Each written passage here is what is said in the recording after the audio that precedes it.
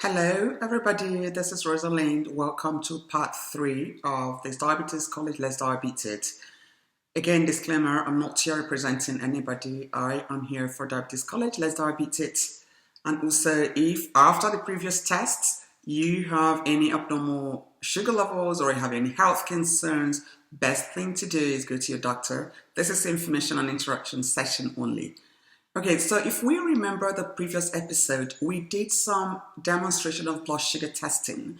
And what that means is if we look at the results and we reckon that the result test is abnormal, do not panic, because that is what all this part is all about.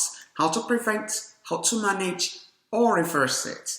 So if, for instance, you have prediabetes or metabolic syndrome, you're most unlikely going to progress to type 2 if you really listen very closely to this session.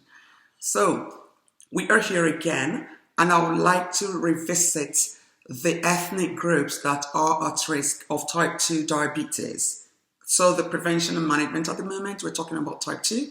So the ethnic group that are most at risk of type 2 diabetes, like we mentioned earlier, according to Diabetes Canada, include Africa, Arab, Hispanic, Indigenous, and South Asian community. So these people have prevalence of type 2 diabetes. And the reason is quite multifactorial, like I said earlier, and this includes their genetic susceptibility to type 2 and also altered fat distribution. These people are quite prone to metabolic syndrome. And so if you are within this group, we try as much as possible to really have a closer look at ourselves. I also would like to sound this warning that you do not really have to belong to this community for you to be prone to type 2 diabetes. Activities, the kind of lifestyle that's obtainable now has made everybody quite prone to type 2 diabetes. Then what then can make you go to type 2 diabetes? If, for instance, you already have pre-diabetes, that is impaired glucose tolerance or impaired fasting glucose or both or either, or maybe your hemoglobin A1C is abnormal and your doctor tells you that you have pre-diabetes, don't panic. There is hope if we listen through this session. So the things also that kind of make you quite prone to type 2 diabetes or the lifestyle. For instance, stress level, lack of sleep, alcohol consumption, smoking, so much intake of carbohydrates, also physical inactivity. So these are the things we need to look out for. How then do we prevent stepping into type 2 diabetes? I will go according to the research evidence that I've picked with International Diabetes Federation and also Diabetes Canada. So one of the most important factors that was identified is physical activity. I know when this is mentioned, everybody expects that you're going to be doing some London Marathon race. No, it's actually quite nice and easy. I'm not going to go so deep into that because I'm going to have to get it demonstrated what are different levels of physical activity. But generally recommended is 150 minutes of exercise per week or 70 to 75 minutes of intense exercise per week. That means light, mild to moderate exercise, 150 minutes per week, or 75 minutes of intense exercise per week. And these are I'm going to eventually break them down in another episode, not on this.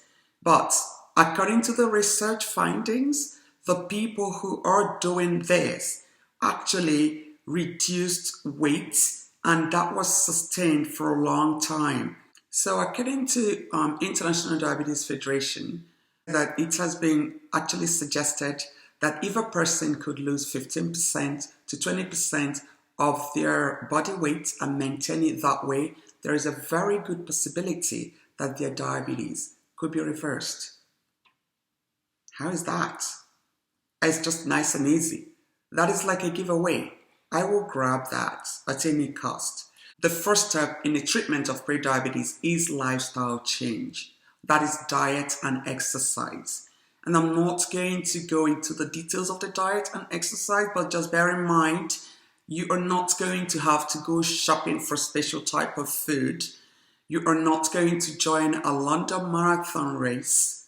It's a nice and simple step, and we are going to demonstrate that in the coming episodes. But that's the good news I'd like to bring to everybody, that you can pull back your or either prevent your diabetes, reverse your diabetes, or delay the diabetes if you are prone to diabetes by just diet and exercise, which we are going to describe in details in the next episodes.